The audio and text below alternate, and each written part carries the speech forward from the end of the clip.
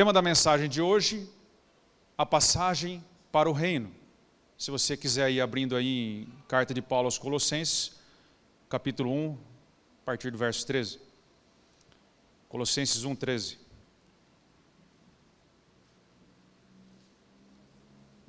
A passagem para o reino.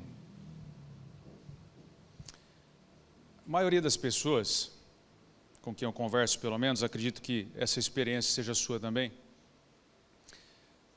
tem apontado que esse mundo tem se tornado insuportável. Nós temos visto que a realidade já superou o cinema em muitas frentes, de formas inéditas na história. É só você abrir o noticiário aí, o seu celular, e facilmente você vai ver isso. Que simplesmente, de fato, a realidade tem superado o cinema. Porque quantas escolas já não vimos invadidas por assassinos ao longo das últimas décadas? É um absurdo isso. Nós vamos nos acostumando, mas isso é um absurdo. Uma última que sempre assim me choca ao lembrar, lá no sul do país, em que um assassino invade uma creche com um machado e mata crianças de forma totalmente gratuita. Nem nos filmes de terror nós vemos uma cena como essa. Há quanto tempo que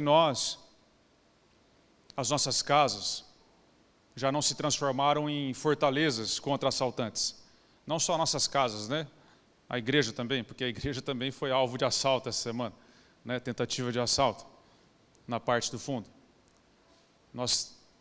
Quanto tempo que não vemos muros baixos e casas normais, não é isso? Com grades baixas e que sem aquele aspecto de presídio que as casas vão tomando.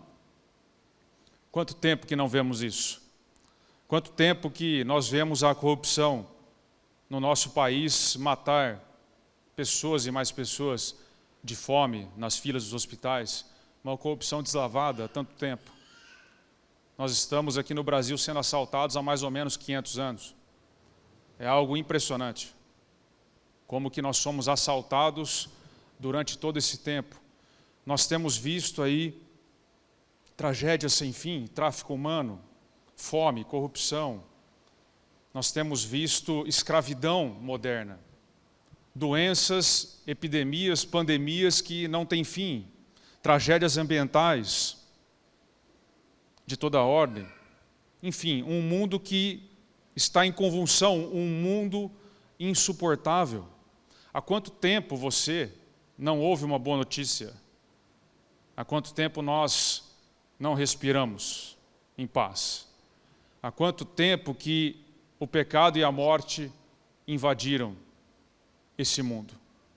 Há quanto tempo que a maldade toma cada vez mais forma e aumenta a cada dia que passa? Quanto tempo? O fato, irmãos, é que toda essa desesperança que vai tomando conta se materializa em lamentáveis suicídios, em depressões que não têm cura, em infartos no coração, na alma, se manifesta em total alienação de Deus, em trevas, resumindo. Esse é um mundo que vai ficando cada vez mais insuportável. E a pergunta que surge é: será que existe saída para isso? Seria possível escapar dessa realidade? Será que é possível escapar desse mundo insuportável? E a palavra nos ensina que sim, porque há uma passagem para o reino do Espírito Santo. Há uma passagem para o reino de Deus, que nos transporta desse lugar e nos leva para o reino de Deus. E nós vamos ver hoje então como encontrar essa passagem, como nós passamos de uma realidade terrível, tenebrosa, sombria, como é esse mundo, para outra, para o reino da luz, para o reino da estrela da manhã, para o reino do Filho amado de Deus. Abra o texto aí comigo então, o texto sagrado, em Colossenses capítulo 1, verso 13. Apenas o verso 13 e 14. Diz assim a revelação escrita: Ele Jesus, né? Ele nos libertou ou resgatou do reino das trevas e nos transportou para o reino do seu Filho amado, em quem temos a redenção, a remissão dos pecados. Até aqui. Um versículo maravilhoso que bastaria para crermos, sermos salvos, libertos, resgatados e vivermos em paz nesse mundo escuro. Vamos olhar de uma forma atenta ao texto. Diz assim o apóstolo: ele nos resgatou ou libertou do poder das trevas. O mundo é insuportável para quem está debaixo do poder das trevas, porque quem está debaixo do poder das trevas não tem liberdade. Não existe liberdade para quem é servo da injustiça. E a verdade é que a vida, antes de encontrarmos essa passagem para o reino, não passa de uma grande ilusão na qual pensamos ser livres. Mas não passamos de um bando de escravos cantando de galo no império da morte. Todos pensam ser livres. Mas a verdade é que quem comete pecado é escravo do pecado e não passa de um servo da injustiça, achando que é livre, no império da morte. O drama é que é difícil para alguém que está debaixo do poder das trevas perceber que está debaixo desse poder. É difícil para alguém que é dominado pelas trevas perceber que está dominado pelas trevas. Porque um dos efeitos de ser dominado pelas trevas é justamente te cegar, é justamente colocar uma venda nos seus olhos. É muito difícil perceber isso. E essa dificuldade começa por um pensamento que é muito comum. Ou seja, você conversa com as pessoas e quando você diz, olha, é preciso olhar para a sua vida. Você se diz livre, mas na verdade você é um escravo. O que a pessoa te responde? Ah, esse papo de poder das trevas é um papo de gente antiga. Isso aí é um papo de gente ignorante. Isso aí é um papo de uma época em que não havia ciência, em que as pessoas achavam que tudo se dava na questão espiritual. Isso aí é coisa de papo de vó. Minha avó que falava essas coisas. Nós já fomos libertos disso. Olhe para nós. Nós somos completamente livres. Eu faço o que eu quero.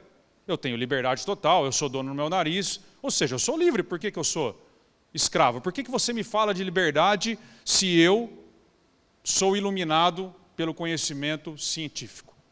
Vai dizer o homem pós-moderno. Vai dizer o homem da nossa geração. Não existe cadeia para mim. Eu sou neutro. Eu não estou nem um lado nem no outro. E eu acho que esse papo aí de questões espirituais é uma fantasia inventada. Eu não estou debaixo disso.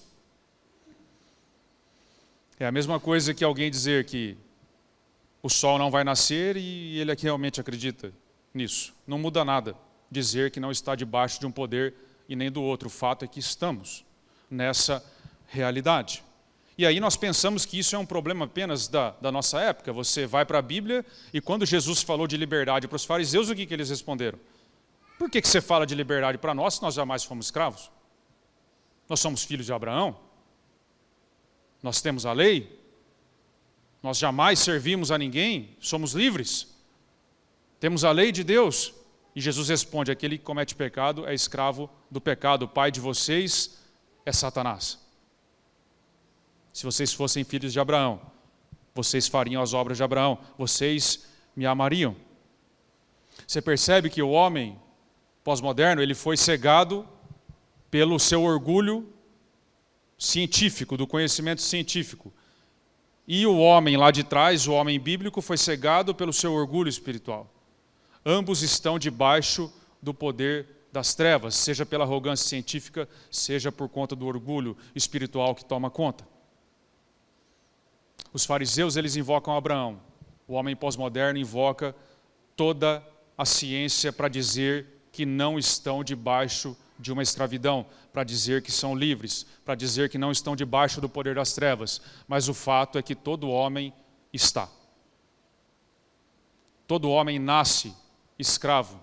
Todo homem nasce preso. Todo homem nasce debaixo do poder do Senhor dessa terra, porque o mundo jaz no maligno. E enquanto o Senhor da luz, o Rei dos Reis, aquele que nos resgatou, o nosso libertador, não invadir o seu Egito, tirar você da terra da tua escravidão, te fazer atravessar pelo mar vermelho dos seus pecados, escrever a sua lei no seu coração por meio do seu Espírito Santo, a vida continuará sendo insuportável porque você estará ainda debaixo dos poderes das trevas. Até que o teu libertador te liberte, a vida continuará sendo insuportável. Até que ele te transporte para o reino da luz, te arranque do reino das trevas e te transporte para o reino da luz, a sua vida continuará sendo insuportável. Todo homem e toda mulher deseja ser livres. Isso é um desejo que está no coração, mas ninguém pode libertar-se a si mesmo. Liberdade verdadeira, liberdade do pecado, só Deus pode dar, porque está escrito: se o Filho vos libertar, é que verdadeiramente sereis livres. Apenas se Ele nos transportar das trevas para a luz. E essa palavra, quando nós vamos olhar para ela, que é traduzida por libertação ou resgate, Ele nos libertou ou resgatou, ela vai trazer duas imagens muito fortes da época de Paulo. Duas imagens fortíssimas. A primeira delas está lá no mundo romano, ou seja, quando Paulo está dizendo para aquela sociedade que ele nos resgatou, certamente eles se lembraram do Instituto do Resgate, que era a adoção no mundo romano. Ou seja, quando alguém era adotado, naquela época, significava que toda a dívida que você tinha para trás, com a sua antiga família, que você pertencia, e as adoções lá eram muito comuns nesse sentido, eram totalmente canceladas, a sua dívida era zerada, e você agora fazia parte da nova família, você era totalmente livre, você era resgatado agora para viver com essa nova família, e todo o seu passado estava completamente apagado. A sua dívida era rasgada completamente, e agora você não pertencia mais àquela família passada. Da mesma forma, nós fomos adotados na família do Pai. Nós éramos da família das trevas e tínhamos uma dívida com Deus, mas ao nos adotar, a nossa cédula foi completamente rasgada e o nosso passado completamente apagado, e agora fazemos parte de uma nova família e somos livres para viver nessa família. A segunda imagem é bastante hebraica, ou seja, até lá no Egito. Ele nos libertou, ou seja, Jesus invade o nosso Egito e nos liberta das garras de Satanás, que é Faraó. Nos arranca de lá, porque nós não podemos libertar a nós mesmos, nós dependemos de um libertador mais forte para invadir esse Egito.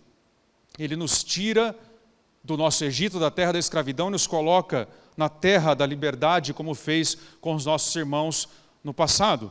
Com Moisés foi assim, mas com Jesus é uma libertação ainda maior, porque agora a libertação acontece de dentro para fora, o nosso coração é solto das garras do mal e ele não deseja mais voltar ao Egito.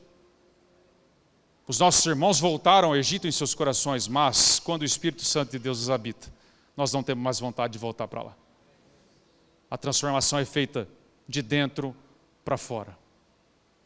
Deus nos coloca na terra da liberdade e a vida começa a ficar em paz, porque no reino do Filho amado existe liberdade, ao contrário do reino das trevas. Nós somos completamente livres. Livres porque há poder suficiente agora para dizer não àquilo que nos escraviza, para dizer não ao pecado que nos escraviza. Mas não é apenas poder para dizer não. Quando o Espírito Santo nos habita, nós temos mais do que um poder para não fazer coisas que não devemos. Agora nós temos poder para fazer a vontade de Deus. Diz lá o texto sagrado, ou seja, você que era um homicida, você que odiava, não odeie mais, mas a partir de agora ame o seu irmão. Não é só deixar de odiar. É poder também para amar o seu irmão, é para fazer a vontade de Deus. Aquele que roubava, não roube mais, mas agora trabalhe, e não apenas trabalhe para sustentar-se, divida com quem não tem. Não é apenas abandonar as práticas antigas, é poder para fazer a vontade de Deus. Mas não é só isso que temos. O Espírito Santo de Deus vai mais fundo ainda, transforma ainda mais fundo. Além de poder para deixarmos de fazer o que não devíamos e poder para realizar o que Deus quer, agora também nós desejamos o que Deus quer. Temos poder para negar a nós mesmos, para sermos quem Deus deseja que nós sejamos, e além de tudo nós desejamos isso. Além de tudo, Deus muda a nossa vontade. E quando enfim desejamos o que Deus deseja, aí está o ponto máximo da liberdade que Deus nos concede em seu reino. Nós somos o oposto daquele homem em Romanos 7.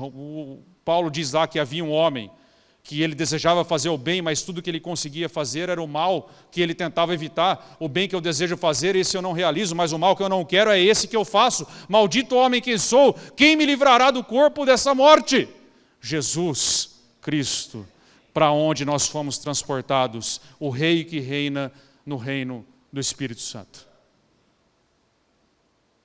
Ele nos libertou, Ele nos deu liberdade, porque agora temos poder para não praticar o que é contrário à vontade de Deus, poder para realizar a vontade de Deus e desejo de realizar essa vontade de Deus.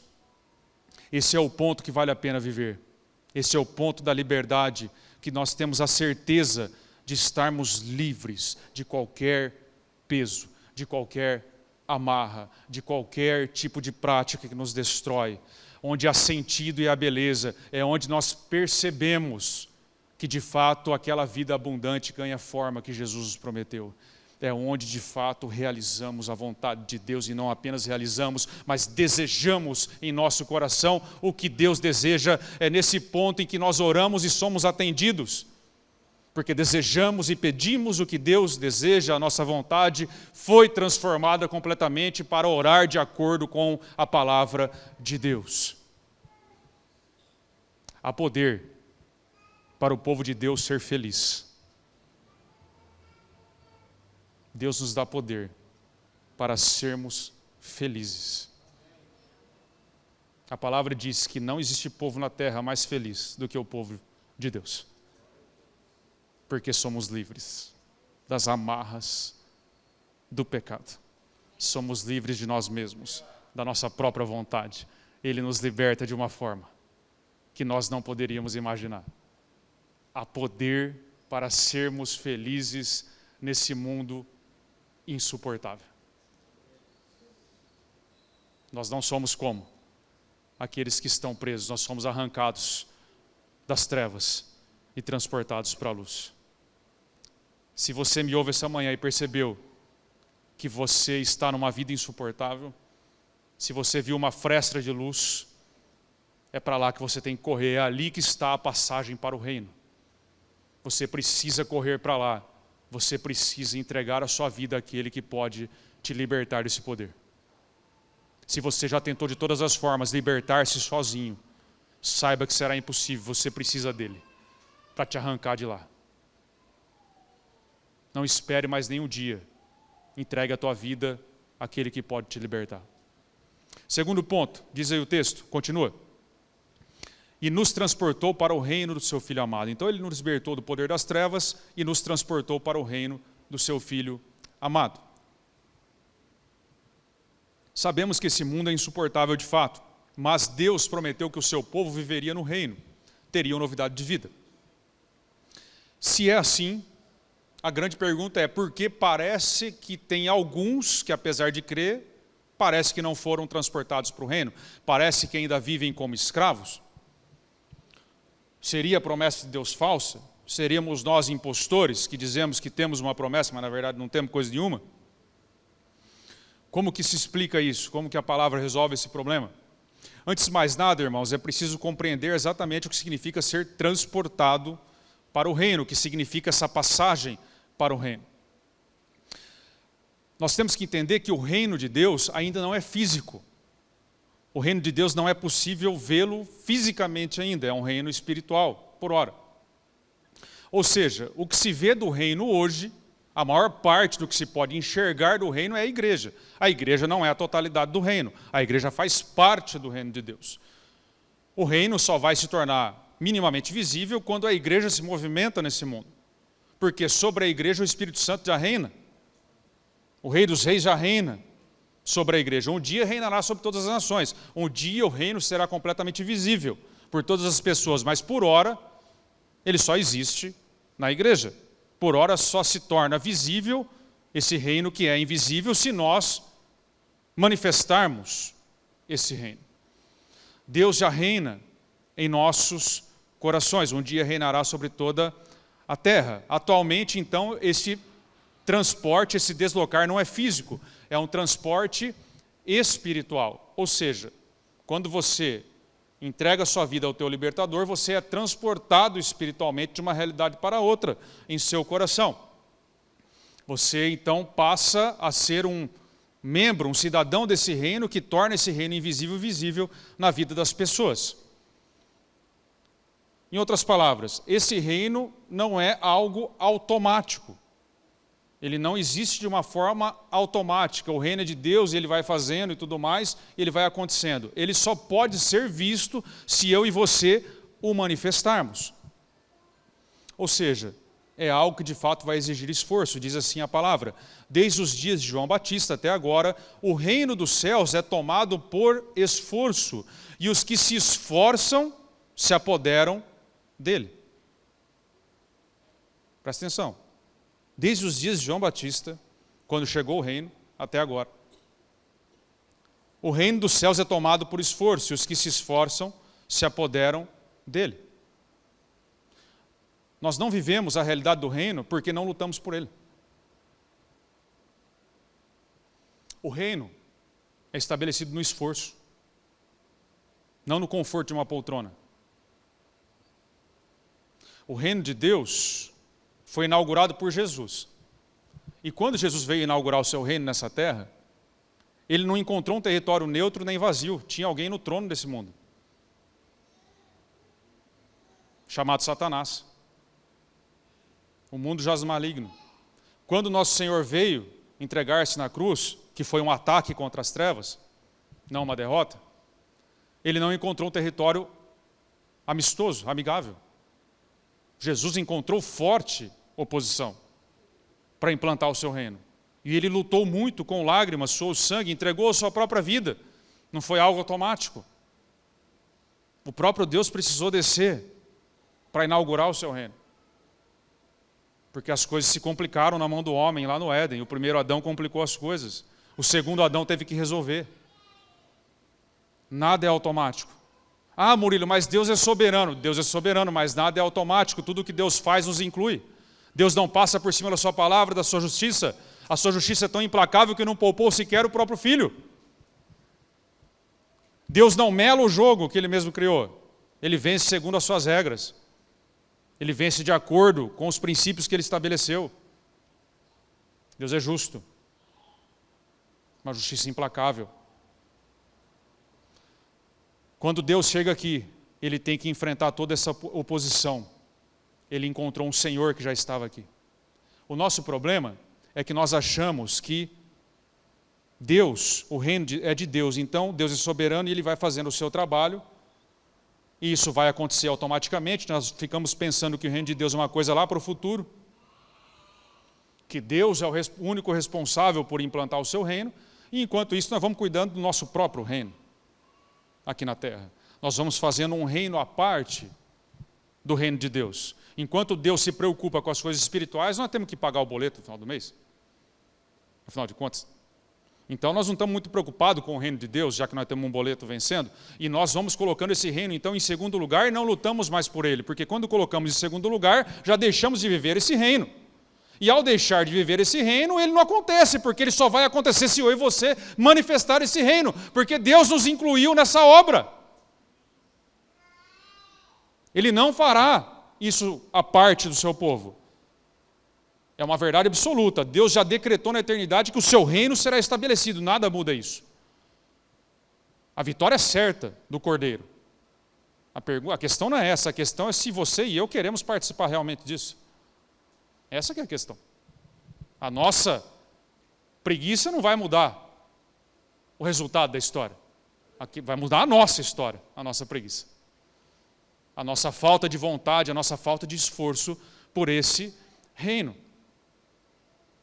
Por isso que temos a sensação de ainda sermos escravos, apesar de libertos, porque não colocamos o reino de Deus e a sua justiça em primeiro lugar. Jesus disse: buscai primeiro o reino de Deus e a sua justiça, e todas as demais coisas vos serão acrescentadas. O nosso problema é que a gente inverte essa ordem. Nós buscamos todas as demais coisas e a nossa justiça. Nada nos é acrescentado. Perdemos a terra e perdemos o céu. Nós precisamos inverter a ordem do boleto. Todos nós temos que pagar o boleto. O pastor falou que eu não conheço boleto, mas é mentira, eu conheço. O seu.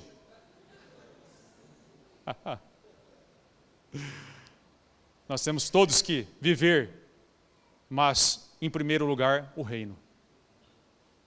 Nós todos temos família, mas em primeiro lugar o reino. Nós todos temos obrigações diárias, mas em primeiro lugar o reino e a sua justiça. E todas as demais coisas nos serão acrescentadas. Esse é o primeiro motivo que não vivemos o reino. O segundo é que não vivemos porque, apesar de termos sido transportados, vivemos não no reino do Filho amado, mas nós vivemos no reino da diversão. Sabe o que acontece, irmãos? O nosso odre estourou, o nosso pano rasgou. É isso que aconteceu. Jesus disse que não se coloca vinho novo em odre velho, nem se costura pano novo em pano velho, em vestido velho, porque vai rasgar, vai ficar pior. Vocês até precisam de remendo, mas não adianta. Não faz isso. Mas nós fazemos, insistimos no remendo. Essa que é a questão. Nós insistimos em receber o vinho novo do reino com as nossas velhas estruturas. Nós insistimos em tentar viver a realidade, a novidade de vida com o nosso antigo pensamento ainda. Nós temos um ânimo dobre, nós até dizemos que nós queremos o reino, mas no fundo, na verdade, nós queríamos mesmo um Deus bastante poderoso o suficiente para nos dar bastante diversão e, ao mesmo tempo, um Deus que não fosse tão assim participativo, exigente e que exigisse que a gente mudasse o nosso comportamento, o nosso gosto, a nossa vontade. Nós queríamos um Deus que nos desse coisas e nos deixasse em paz até a semana que vem, quando viéssemos ao culto. Mas nós temos um Deus que não é de final de semana, nós temos um Deus que enche a nossa paciência porque Ele não desiste de nós. Nós temos um pastor que vai atrás daquela que se perdeu e deixa as 99. E vai. E não deixa ela em paz. Aquela que fugiu pensou, bom, tem 99 lá, né? Ele não vai nem reparar. Ele reparou, né? Nós somos únicos para Deus nesse sentido. Não existem digitais iguais no mundo, como nós sabemos. Nesse sentido, somos insubstituíveis para um pai, apesar dele ter muitos filhos. Ele não nos deixará pecar em paz, jamais. Mas nós temos esse ânimo de dizer que queremos o reino de Deus acima de tudo, mas na verdade colocar toda a nossa vida em primeiro lugar e o reino de Deus fica esquecido. Então o odre estoura, o vinho novo do reino cai numa estrutura antiga, o pano novo do reino é costurado numa veste antiga e rasga, e o nosso rasgo fica maior ainda. Porque nós temos uma mentalidade não de missão, mas de diversão. E o reino de Deus é firmado na missão e não na diversão. Procurar viver a vida abundante do reino que Jesus prometeu, procurando diversão por meio de satisfação obtida com as coisas desse mundo.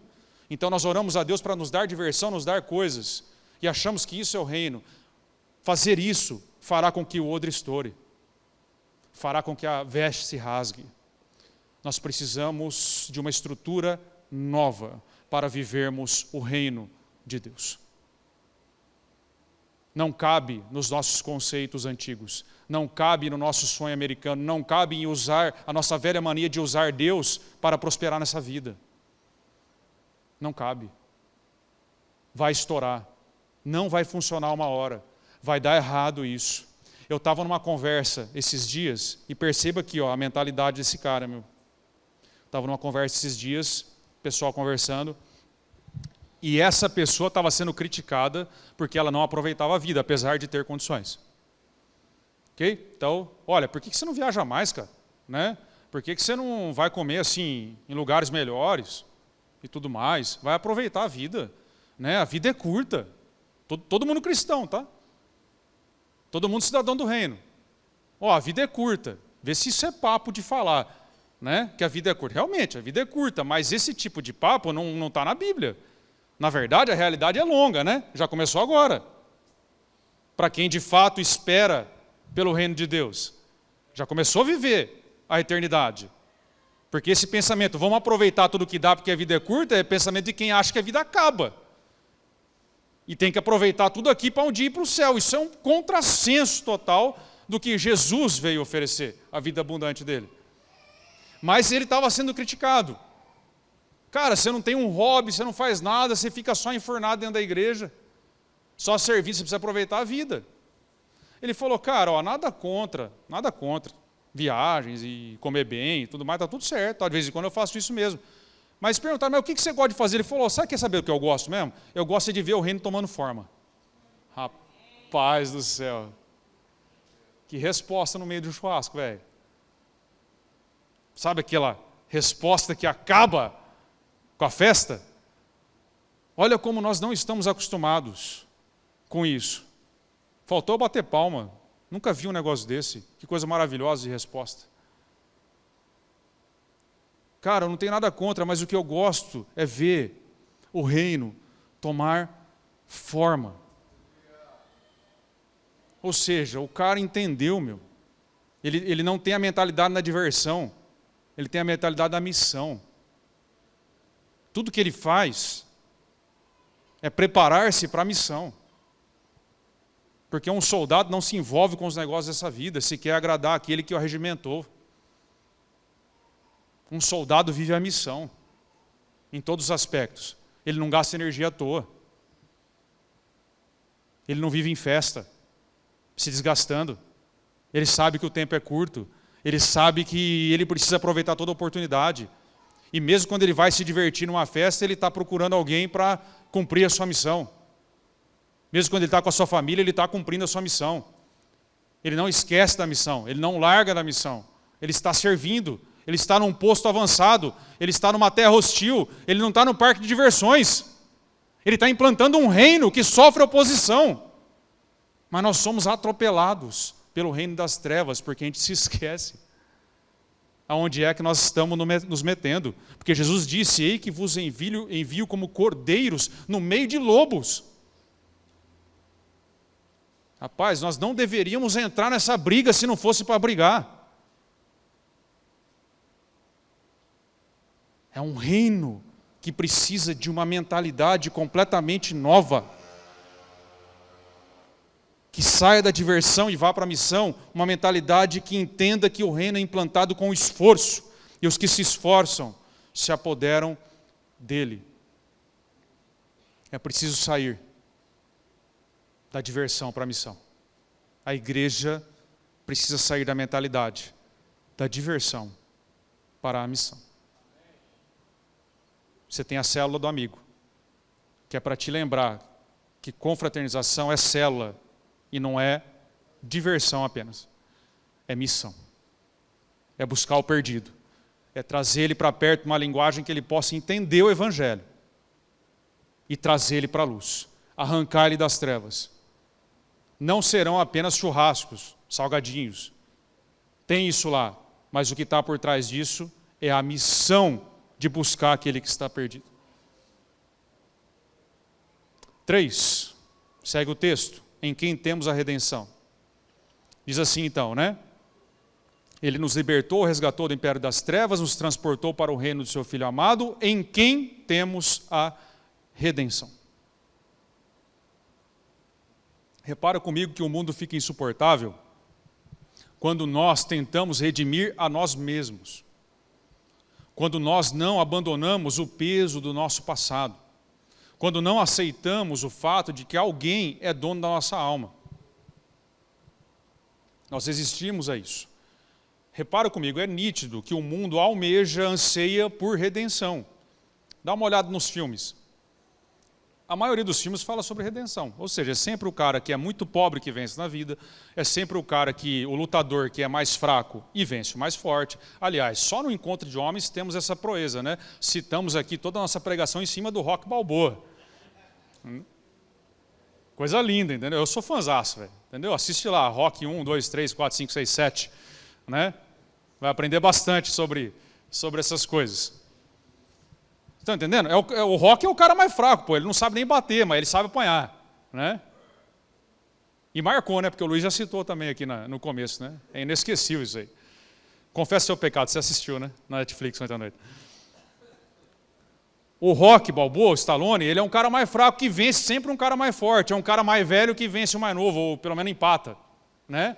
Mas é um lutador de coração. É um lutador que a gente se identifica, porque ele não tem condição financeira, mas ele vence, ele treina no açougue, né? Ele não tem equipamento, ele corre no frio. É um cara que vence. Redenção. O mundo está cheio de histórias de redenção, porque o mundo anseia por redenção. O mundo anseia chegar no final da vida e ter a sua história reconhecida. Todos nós ansiamos por isso. Todos nós ansiamos que os nossos erros e pecados e falhas sejam relevadas e perdoadas, e que o nosso valor seja colocado em conta. Ou seja, é exatamente isso que Deus promete, não é isso? Que Deus nos perdoa os nossos pecados e nos dará uma recompensa pelo bem que fizermos. Os galardões que estão nos esperando, a nossa recompensa, redenção. O mundo anseia por isso. Só que o problema do mundo é que ele anseia por redenção, mas rejeita o Redentor. A vida fica insuportável porque o mundo quer redimir a si mesmo. Os filmes contam histórias de pessoas que redimem a si mesmo, segundo as suas próprias regras, segundo os seus próprios valores. Aí fica insuportável porque ninguém consegue redimir a si mesmo. Nós precisamos do Redentor. O mundo resiste à ideia de pertencer a alguém, mas o texto diz: em quem temos a redenção? Não é em que, ou não é num lugar, não é num processo, não é numa situação que você possa fazer. É em quem? Em Cristo temos a redenção. Em Cristo o nosso passado é apagado. Em Cristo o nosso passado é perdoado. Em Cristo o nosso passado é redimido. Sabe aquele peso que você carrega, que você não consegue se libertar? Você arrasta essa corrente por anos. Jesus não passa a mão na sua cabeça e diz: não, filho, não foi nada não. Ele diz: realmente foi terrível o que você fez, mas eu redimo você. Há perdão. Há perdão para o pior dos pecados.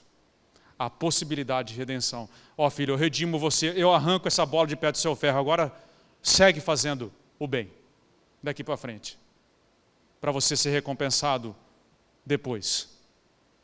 Mas o mundo resiste a essa ideia de pertencer a alguém, de ter alguém que seja dono da sua alma. Mas o fato é que todos nós pertencemos a alguém, estejamos em Cristo ou não.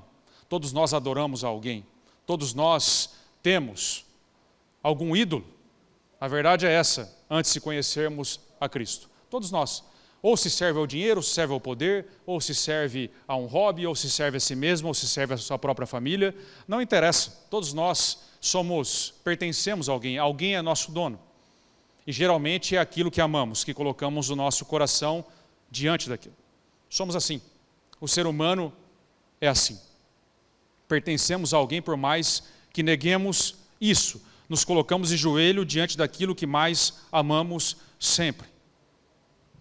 Gomer, mulher de Oséias, profeta Oséias, nos ajuda nisso. Um dia ela disse assim: eu não quero mais pertencer a Oséias, ele não vai me redimir coisa nenhuma.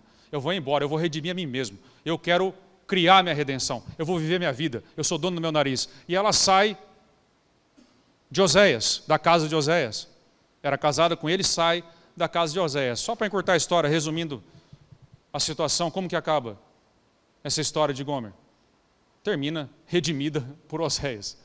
Porque ela acaba exposta no mercado de escravos e Oséias vai lá e compra ela por uma grande quantidade de dinheiro. Ele a redime. Redenção tem a ver com transação financeira. Ele compra ela de volta o que já era dele.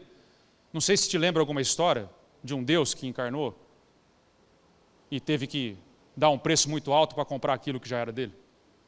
O seu povo, de volta no mercado de escravos onde estávamos. O mundo é assim, ele rejeita o Redentor, mas redenção só existe nele. A vida fica leve quando nos lembramos que a redenção está nele. Quando nos lembramos que de fato fomos arrancados do poder das trevas e levados para um reino completamente livre. Quando nós de fato somos capazes de olhar para o nosso passado e perdoar a nós mesmos, como Deus perdoa. Quando de fato entendemos que a nossa herança de quando vivíamos no reino das trevas foi completamente apagada e que de fato agora temos uma vida completamente nova. Quando nós entendemos que nós não somos apenas uma pessoa melhorada. Gomer, quando foi redimida, não era a ex-prostituta, ela era a mulher de Oséias. O ex-drogado que vem para Cristo e vence, não é um ex-drogado, é um filho de Deus agora. Livre. Não se trata de um ex-adúltero. Se trata de alguém que é filho, redimido, com uma história nova. Não é uma pessoa melhorada que aprendeu a fazer, é uma pessoa nova. Todo o escrito de dívida foi rasgado e cravado na cruz do Calvário. Ele rasgou toda a nossa dívida e a cravou na cruz do Calvário. Se nós realmente acreditássemos que nascemos de novo, uma nova pessoa, e que agora temos toda a possibilidade de deixar o passado para trás, a vida não seria insuportável mais. É exatamente isso que Ele fez conosco. Quando nós paramos de tentar redimir a nós mesmos, a vida fica simples, a vida fica leve, a vida ganha outras formas.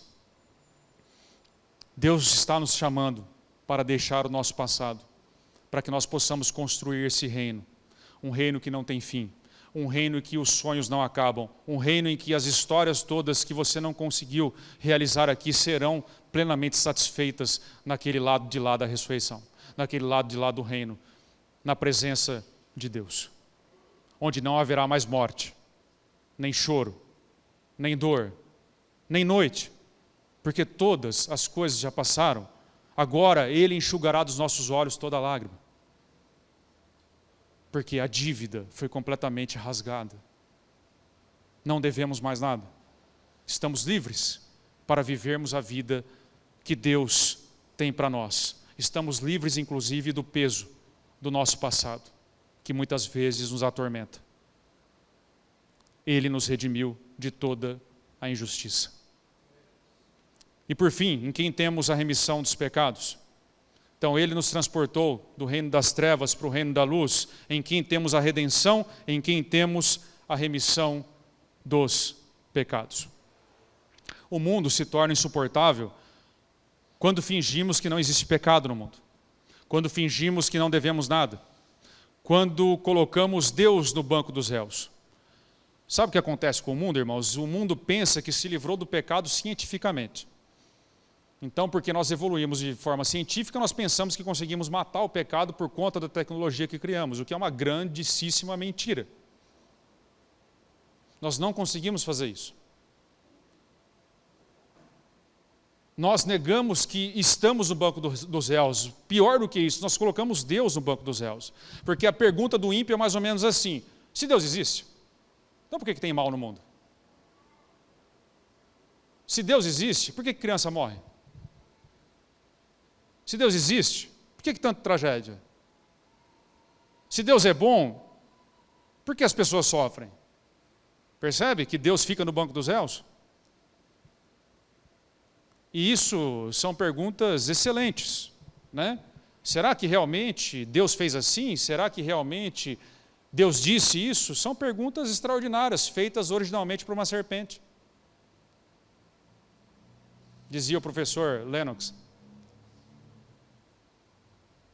de Oxford, foi feita por uma serpente.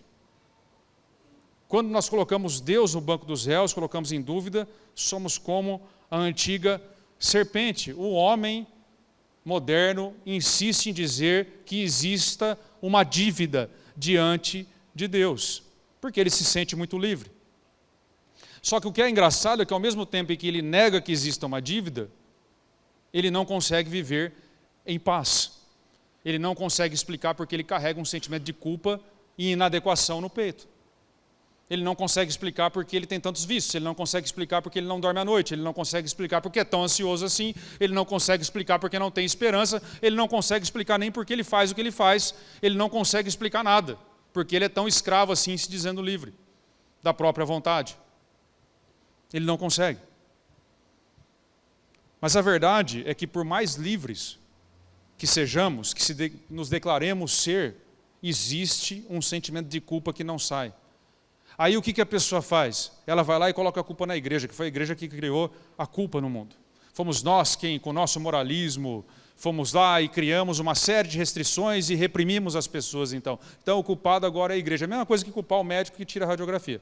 Né? Você quebrou a perna, você vai lá, faz a radiografia, o médico entrega e fala, pô doutor, brincadeira, hein? Mas ele só deu o diagnóstico. Nós somos culpados por isso. Mas aí o que a pessoa faz? Ela culpa a igreja e vai procurar uma terapia, procurar um psicólogo, procurar um psicanalista, procurar quem quer que seja, para tentar amenizar o sentimento de culpa. Mas ele faz 50 anos de terapia e o sentimento de culpa permanece lá, porque a culpa que temos é real diante de um Deus real. Um Deus que existe, um Deus que precisou rasgar nossa cédula. A dívida existe ante Deus, mas a vida fica insuportável quando você coloca a cabeça no travesseiro e se sente inadequado, infeliz e culpado diante de tudo o que você faz, dizendo-se livre. Uma coisa é o nosso sentimento de culpa, outra coisa é a culpa real. O seu sentimento de culpa, um bom psicólogo consegue amenizá-lo. Às vezes precisa. Mas a culpa real, somente o Filho de Deus é capaz de tirar do fundo do peito e nos dar a verdadeira paz. Porque justificados, pois, é que temos paz com Deus. Até esse momento a vida será um inferno sempre. Até que o Filho de Deus nos justifique de toda a culpa e crave na cruz do Calvário o nosso escrito de dívida, será insuportável. Perceba uma coisa, irmãos, a cruz de Cristo nos leva a uma atitude dupla. Nós precisamos negar o velho homem, completamente. Quando nós olhamos para nós mesmos, quando nós olhamos para o que somos, nós precisamos negar quem éramos e nos afirmar no novo homem que tem surgido. Amém? Coloque-se em pé, vamos orar. Se você está aqui e entendeu que você precisa passar para esse reino, peço que você coloque a mão no seu coração. Nós vamos orar. Se você entendeu que Jesus é essa passagem e você precisa dele, vamos orar. Feche seus olhos, curve sua cabeça. Porque existe uma passagem estreita que sai do reino das trevas e te transporta para o reino da luz e torna essa vida insuportável em uma vida abundante, cheia de propósito e significado. Porque Ele nos libertou do reino das trevas e nos transportou para o reino do seu Filho amado, em quem temos a redenção, a remissão dos pecados. Senhor, eu quero colocar a vida de cada um, Senhor. Abençoa teus filhos. Abençoa, Senhor, porque nós temos dificuldade, Senhor, em enxergar a nós mesmos. Nós temos dificuldade, Senhor, de enxergar a injustiça em nós. Nós precisamos do agir do teu Espírito, Senhor. Mas está aqui o teu povo, Senhor. Eu quero orar, pedindo por libertação, Senhor. Liberta o teu povo, Senhor, das garras das trevas e transporta para o teu reino, Senhor. Cada um aqui, Senhor, se ainda não encontrou, possa encontrar essa passagem. E se alguém já encontrou, mas não vive o reino, que o reino de Deus possa ser o primeiro na vida de todos nós. Senhor, faça de nós aqui um povo que ama o teu reino acima de tudo e a tua justiça, e que cumpra o teu propósito nesta geração, Senhor. Ó Deus, nos ajuda, Senhor, a sermos uma geração que honra o teu nome. É assim que oramos, colocamos tudo em tuas mãos, Senhor. Em nome de Jesus, amém e amém. Amém, meus irmãos. O Senhor te abençoe e te guarde, abra suas mãos. O Senhor faça resplandecer o seu rosto sobre ti, tenha misericórdia de ti. O Senhor sobre ti levante o seu rosto e te dê a paz. Deus te abençoe, até domingo que vem, se Deus assim quiser.